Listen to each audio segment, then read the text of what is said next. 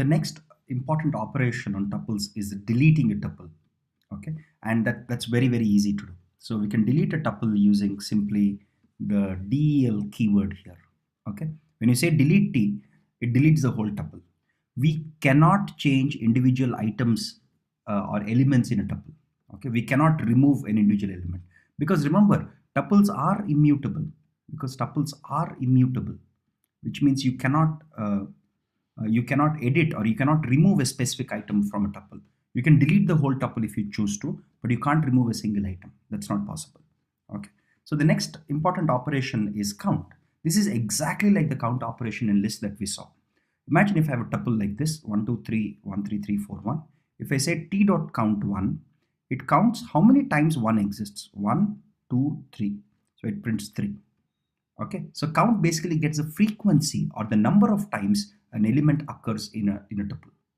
Okay. So the next thing is there is a function called index.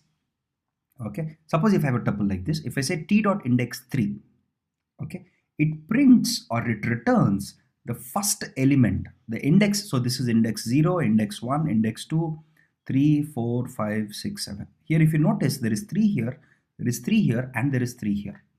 But tuple.index returns the index of the first time this element occurs, which is 2. So it prints 2 here. Okay. So it only returns the index of the first element. Okay. Or the first time this is equal to this. Okay. Now what about tuple membership? Again, we have the keyword in, right, that we learned in when we were learning about lists. So if I say 1 in t, it returns me a boolean saying whether 1 exists in t or not. Right? So if I say print 1 in t, since 1 exists in my tuple, it returns true. If I say 7 in t, 7 is not there in my tuple, so it will return false, and you can print, and we just printed false here.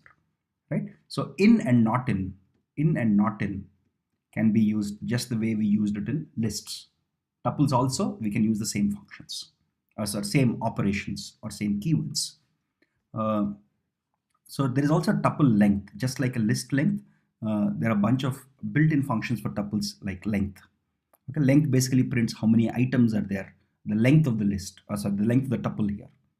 We have same sorted. We can use sorted here to sort. Of course, you can't edit. Remember, lists are immutable. That's very, very important. So if you have a tuple like this, not lists, tuples are immutable. Keep getting confused between these two. I'm extremely sorry. So here is a tuple. If I say sorted t, it creates a new tuple. Okay, with all the elements in sorted order, in ascending order actually.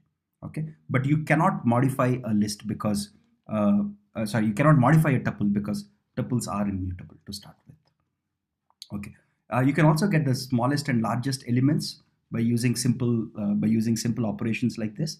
You can say if I have a tuple like this, if I can say max of t, it returns me the largest element.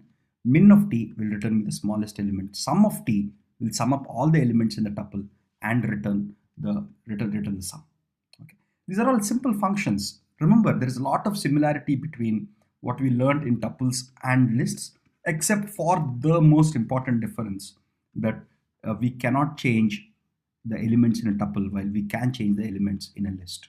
Okay, so that's the fundamental difference, except that most other things are very, very similar.